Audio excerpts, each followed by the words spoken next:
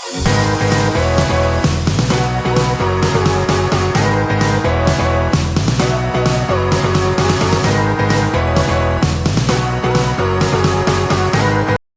સ્વામિનારાયણ. હું કૈલાસબેન ઘોઘારી બોલું છું અને હરી કિચનમાં તમારું સ્વાગત કરું છું. તો આજે આપણે નવી રેસીપીમાં બનાવવાના છીએ પાત્રાના પાનના પાત્રા. તો પાત્રાના પાનના પાત્રા કેવી રીતે બનાવવા આજે હું તમને બતાવીશ. તો પાત્રાના પાનના પાત્રા બનાવવા માટે મેં અહીંયા 500 ગ્રામ પાત્રા લીધા છે અને સરસ રીતે મેં એ ડાળી પણ કાઢી લીધી છે. પાન સરસ રીતે ધોઈ અને આ રીતની બધા જે કાંઈ અંદર જે ડાળખા હોય આ રીતે મેં ડાળી બધી કાઢી લીધી છે, જે બધી રગો હોય એ બધી પાનની. અને આપણે 500 પાત્રા લીધા છે તો આપણે 500 ઉપર થોડોક આપણે લોટ લીધો છે, 500 ગ્રામ ઉપર. ને પછી આપણે ગોળ પલાળ્યો છે એક વાટકામાં. થોડુંક આપણે એક ગાંગડા જેટલો ગોળ પલાળ્યો છે, મેં 2 કલાક પહેલા પલાળી દીધો હતો. અને આપણે આંબલી પલાળી છે. આપણે અડધી વાટકી જેટલી ખાંડ લીધી છે. 1 ચમચી ગરમ મસાલો લીધો છે. 1 ચમચી નાની બેકિંગ સોડા લીધું અને અડધી વાટકી જેટલા તલ, અડધી વાટકી જેટલા આખા ધાણા, અડધી વાટકી જેટલી વરિયાળી. પછી આપણે ધાણા લીધા છે, ધાણા પણ સરસ રીતે મેં ધોઈ લીધા છે. 4 લીંબુ લીધા છે આપણે. 1 મોટી ચમચી મીઠું લીધું છે. આપણે આદુ મરચીની પેસ્ટ લીધી છે. તો સૌ પ્રથમ પહેલા આપણે આ જે લોટ છે પાત્રા જે આપણે લગાડવા માટે આપણે આનું સ્ટેપિંગ આપણે બનાવી લઈશું. હવે આપણે આ ચણાનો લોટ લીધો છે, આપણે એક બાઉલમાં એડ કરી દઈશું.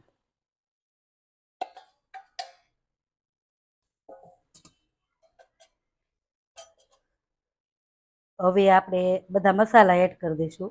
ગરમ મસાલો લીધો છે, આખા ધાણા લીધા છે આપણે, વરિયાળી, ખાંડ, તલ, મીઠું, મરચી,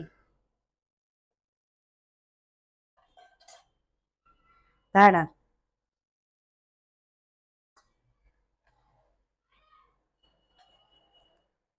હવે આપણે આ લીંબુ લીધા છે આપણે નીચવી દઈશું મસાલામાં. હવે આપણે આ લીંબુના ફાડિયા કરી નાખ્યા. હવે આપણે નીચવી લઈશું. આ રીતે આપણે લીંબુને બધા લીંબુ આ રીતે આપણે મસાલામાં આ રીતે નીચવી લઈશું.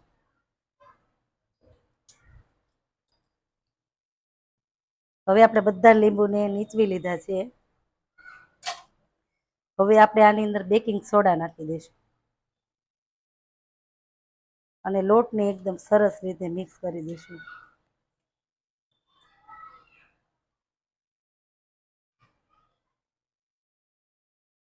હવે આ થોડુંક આપણે પાણી એડ કરતા જઈશું અને આપણે સરસ રીતે આપણે એકદમ આ પાત્રના પાનમાં એકદમ સરસ રીતે ચોંટી જાય એ રીતનું જ આપણે સ્ટેપિંગ બનાવવાનું છે. એકદમ ઢીલું નથી કરી નાખવાનું એમ. આ રીતે થોડું પાણી એડ કરી અને આપણે એકદમ સરસ રીતે બનાવી લઈશું સ્ટેપિંગ.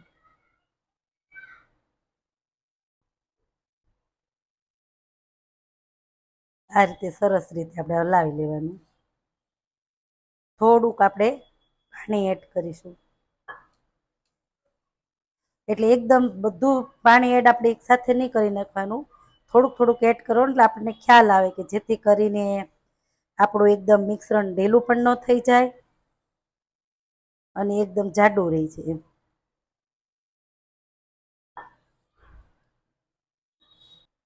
હવે સરસ રીતે આપણે મિશ્રણને તૈયાર કરી નાખ્યું છે અને હવે આપણે પાત્રા વાળી લઈશું. થોડીક વાર એ સાઈડ પર મૂકી દઈશું. હવે આ રીતે આપણે પાનને મૂકી દઈશું.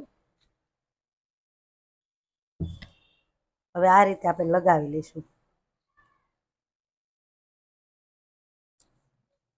આ રીતે આપણે પાનમાં લગાવીશું.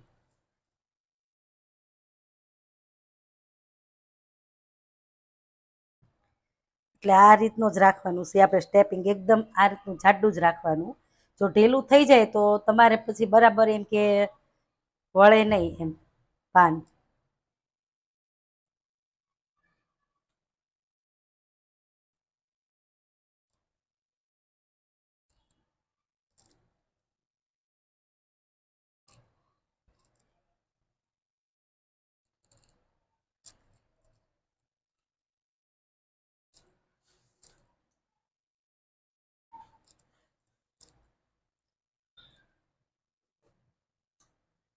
હવે આની ઉપર પાછું બીજું પાન મૂકીશું આ રીતે.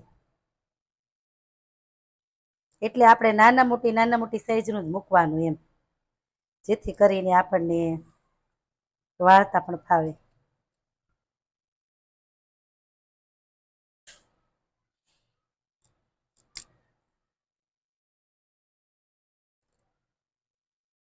આ રીતે આ લગાવી દીધું. હજી આના ઉપર આપણે બીજું પાન લગાવીશું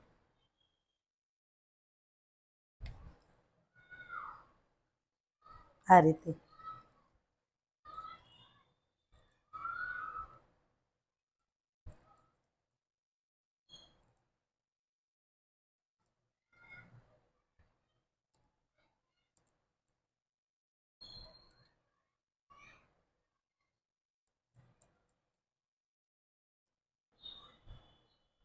હવે 3 પાન મૂક્યા છે, આની ઉપર હજી એક પાન આપણે મૂકી દઈશું. આપણે 4 પાનના આપણે બીડા વાળવાના છે. એ 4 પાન મેં મૂક્યા છે. આને બહુ શાંતિથી જ આપણે લોટ પાથરવો પડે, નહીં તો પછી એમ કે ફાટી જાય. થોડીક આપણે ઉતાવળ કરવા જઈએ તો ફાટી જાય. પાન પણ આપણા સેજામ કે પાન ઓલા હોય હાવ એટલે નરમ.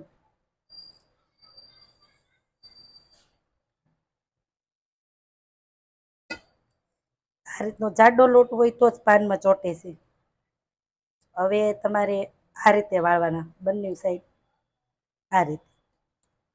આની પર પણ થોડુંક સેજ લગાવવાનું આ રીતે. હવે આપણે આ રીતે વાળવાનું, આના પર પણ થોડુંક લગાવી દેવાનું. પછી બીજો ભાગ પણ આ રીતે વાળવાનો, એના પણ આ રીતે લગાવી દેવાનું. પછી આ રીતે ફેરવી નાખવાનું અને આ રીતનું આપણે બેડું વાળી દેવાનું, કઠણ એકદમ આ રીતે. હવે આપણે પ્લેટમાં મૂકી દઈશું. હવે આ જ રીતે આપણે બધા બેડાને વાળી લઈશું. હવે સરસ રીતે બધા બેડાને આપણે વાળી લીધા છે અને મેં એક ઢોકળિયું મૂકી દીધું છે.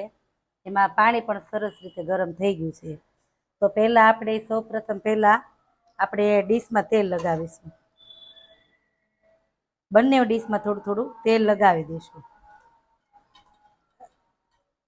એટલે જેથી કરીને આપણા બેડા ચોટે નહીં એમ ડીશમાં જ્યારે ચડવા આવે ત્યારે. હવે પહેલાં નાની ડીશ મૂકવાની આપણે આ રીતે. હવે આપણે આ રીતે બેડા મૂકી દઈશું. આપણે નીચેની ડીશમાં 2 બેડા મૂક્યા છે અને આપણે એક ઉપરની ડીશ મૂકીશું. એમાં આ રીતે આપણે મૂકી દઈશું આ રીતે. અને આપણે ઉપરથી ઢાંકણને બંધ કરી દઈશું અને હંમેશા થોડીક મીડિયમ ગેસ પર જ આપણે રાખવાના છે. આ રીતે આપણે રાખવાના છે મીડિયમ ગેસ પર જ તે. અને આ રીતે આપણે પાત્રને ચડતા થોડીક વાર લાગે, એટલે અડધો કલાક જેવું થશે, કારણ કે ધીમા ગેસે જ આપણે ચડવા દેવાના. તો આપણે ચડવા દઈશું. હવે આપણે અડધો કલાક થઈ ગયો છે અને હવે આપણે જોઈ લઈશું. સરસ રીતે આપણા પાત્રા ચડી ગયા છે અને ચપ્પુની મદદથી પણ જોઈ લઈશું. સરસ રીતે ચડી ગયા છે.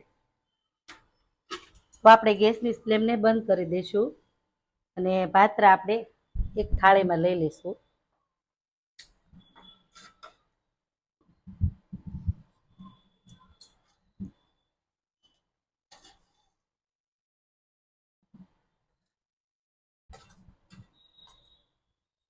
આ રીતે થાળીમાં લઈ લઈશું.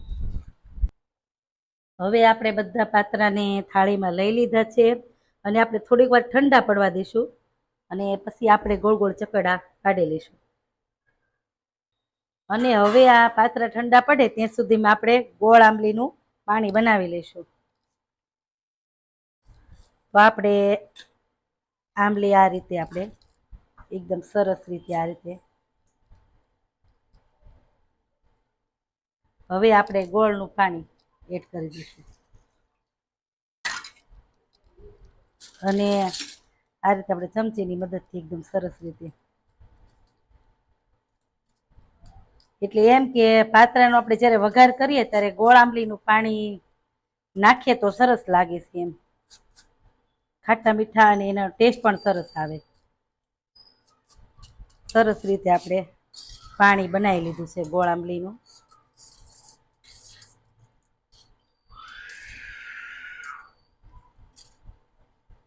હવે આપણે પાત્રા પણ સરસ રીતે ઠંડા પડી ગયા છે તો આપણે એના ગોળ ગોળ ચકડા પાડી લઈશું. હવે આ રીતે સરસ રીતે આ રીતે ગોળ ગોળ આપણે ચકડા કરી લઈશું. બહુ જાડા નથી રાખવાના, એમ કે આ રીતે મીડિયમ સાઈઝના જ રાખવાના છે.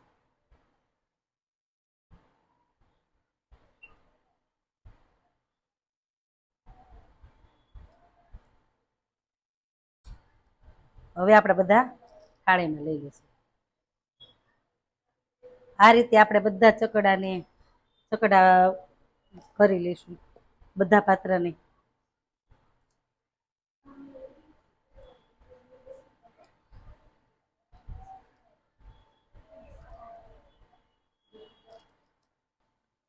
તો સરસ રીતે પાત્રાના બધા ચકડા મેં કરી નાખ્યા છે અને હવે આપણે પાત્રાને વઘારી લઈશું. પેણી ગેસ પર મૂકી દીધી છે. 6 થી 7 ટેબલ સ્પૂન જેટલું તેલ એડ કરીશું.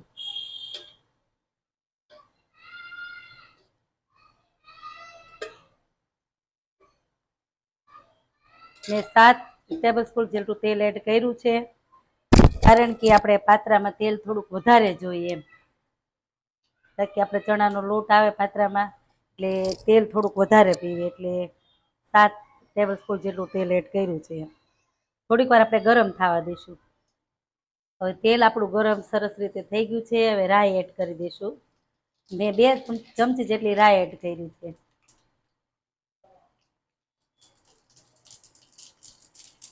તલ 2 ચમચી જેટલા લીધા છે, એડ કરી દઈશું.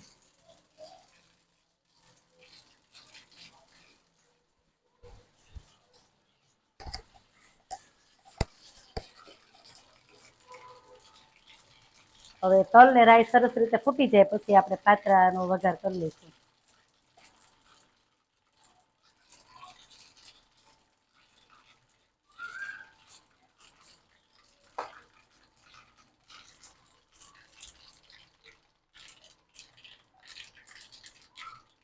આ રીતે થોડુંક હલાવીએ તો ભળી જાય એમ સરસ રીતે. હવે રાઈ ને તલ સરસ રીતે ફૂટી ગયા છે તેલમાં અને હવે પાત્રા આપણે એડ કરી દઈશું આ રીતે.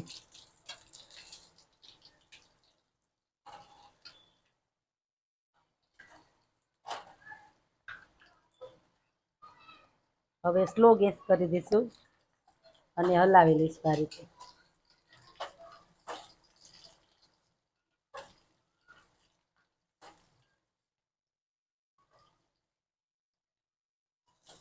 મસ્ત બન્યા છે અને સુગંધ સરસ આવે છે એમ પાત્રા વઘાર્યા છે ત્યાં જ તે.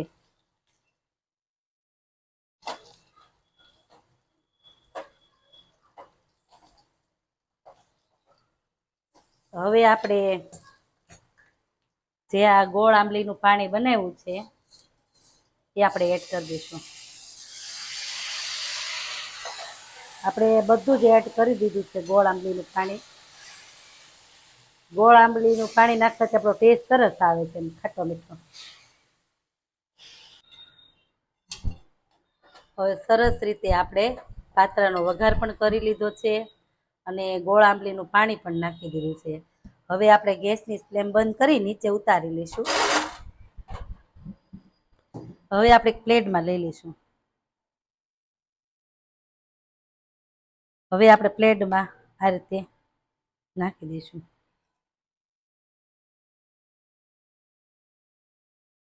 બધા પાત્રા આ રીતે આપણે કરી લઈશું.